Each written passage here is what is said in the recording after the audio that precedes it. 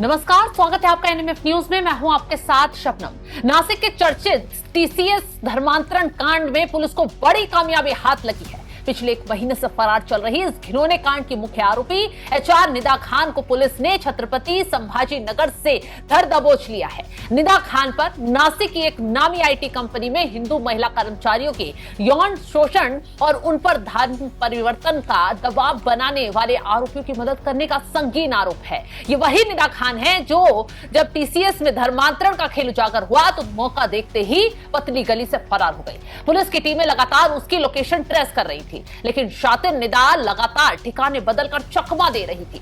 इस बीच उसने कोर्ट में अग्रिम जमानत की याचिका भी दाखिल कर दी कि बाहर के रास्ते से किसी तरह बच निकल जाऊंगी, जहां उसने अपने गर्भवती होने का हवाला देकर सहानुभूति बटोरने की कोशिश की, लेकिन अदालत ने अपराध की गंभीरता को देखते हुए याचिका खारिज कर दी। अब निदा पुलिस की कस्टडी में है, उसका हिसाब किताब सख्ती से किया जा रहा है, उससे सख्ती से पूछताछ की जा रही है। यह पूरा मामला किसी सामान्य अपराध से कहीं ज्यादा गहरा और संगठित है।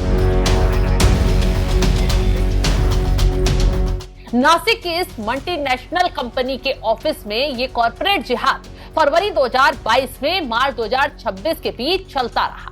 यहां काम करने वाली कई हिंदू महिला कर्मचारियों ने आरोप लगाया, उनके साथ काम करने वाले मुस्लिम सहकर्मियों ने उनका यौन उत्पीड़न किया, उन पर इस्लाम अपनाने के लिए मानसिक दबाव बनाया, उन्हें लगातार टॉर्चर किया गया, उनका शोषण किया गया। 26 मार्च 2026 को ये पूरा विवाद तब दुनिया के सामने आया जब एक पीड़िता ने हिम्मत जुटाकर देवलाली कैंप पुलिस स्टेशन में शिकायत दर्ज कर दी। उसने बताया कैसे ऑफिस के भीतर उसे और उसकी साथियों को सॉफ्ट टारगेट बनाया गया। पीड़िता के मुताबिक एक पुरुष सहकर्मी ने सालों तक उसका यौन शोषण किया। यह जिहादी उसे परेशान करता रहा और जब इसकी शिकायत मैनेजमेंट तक की गई तो एचआर मैनेजर निदा खान ने आरोपियों पर कार्रवाई करने के बजाय उन्हें संरक्षण दिया। सोचिए, ये जिहादियों को बचाती रही। मामले की संवेदनशीलता को देखते हुए गठित की गई एसआईटी को अब तक चौंकाने वाले इस केस में इनपुट मिल चुके हैं। उन जिहादियों की कमर पूरी तरीके से तोड़ी जा चुकी है। पुलिस द्वारा जारी हेल्पलाइन नंबर पर 20 से ज्यादा फोन कॉल आए हैं, जिसमें से पीड़ितों ने अपनी आपबीती सुनाई है और वो आपबीती रोंगटे खड़े कर देने वाली है। इसमें से ज्यादातर शिकायतें धार्मिक भावनाओं को आहत करने, हिंदू धर्म को निशाना बनाने से जुड़ी हुई हैं।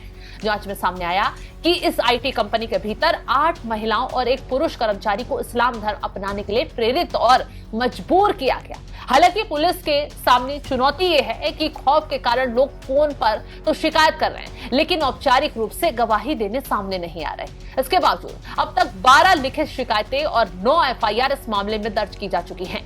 कंपनी के 6 टीम लीडर्स और एचआर मैनेजर निदा खान इस पूरे रैकेट के मुख्य किरदार बनकर उभरे हैं, जिनकी पुलिस ने सबसे पहले धरपकड़ की। निदा फरार चल रही थी, अब उसे भी धर दबोच लिया गया। पुलिस अब इस बात की जांच कर रही है कि क्या इस कॉर्पोरेट जिहाद के पीछे कोई अंतरराष्ट्रीय फंडिंग या कोई बड़ा नेटवर्क काम कर रहा है। इसी संदेह के आधार पर एटीएस, एनआईए और आईबी जैसी केंद्रीय एजेंसियां भी अलर्ट मोड में आ गई। पुलिस का मानना है कि निदा खान की गिरफ्तारी के बाद अब उन चेहरों से नकाब हटेगा जो कॉर्पोरेट कल्चर की आड़ में हिंदू बेटियों को निशाना बना रहे थे।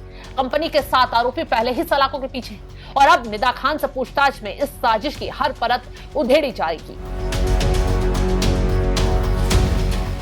नासिक का यह मामला अब सिर्फ एक क्राइम केस नहीं रह गया, बल्कि ये राष्ट्रीय सुरक्षा और कॉर्पोरेट जगत के भीतर छिपे कट्टरपंथ की एक बड़ी चेतावनी है। निदा खान की गिरफ्तारी उन तमाम लोगों के लिए कड़ा संदेश है जो कानून की आड़ में इस तरह के घिनौने कृत्यों को अंजाम देते हैं। अब देखना यह होगा कि एसआईटी की चार्जशीट में और कितने बड़े नामों का खुलासा होता है और निदा खान जो पुलिस के रडार पर आ गई है, जिसे घसीट कर लाया गया है, उससे पूछताछ में क्या कुछ खुलासे होते हैं, क्योंकि निदा खान से लगातार पूछताछ की जा रही है। आखिर क्यों ये किया गया, कौन इसमें शामिल था, कौन उसे ऐसा करने के लिए कहता था और क्यों उसने पीड़ितों की शिकायत पर कोई संज्ञान नहीं लिया। आखिर फंडिंग कहां से होती थी, कौन इन्हें सपोर्ट कर रहा था। अब निदा खान बोलेगी, राज उगलेगी और तमाम बड़ी मछली अब जाल में फंसती नजर आएंगी, क्योंकि इस मामले को लेकर फडणवीस सरकार बेहद सख्त नजर आ रही है और खुद मुख्यमंत्री फडणवीस ने कहा कि इस तरीके के अपराध को प्रदेश में बिल्कुल बर्दाश्त नहीं किया जाएगा। तो फिलहाल इस मामले को लेकर हिंदू संगठनों का खून भी काफी खौला था, हंगामा हुआ, बवाल मचा था,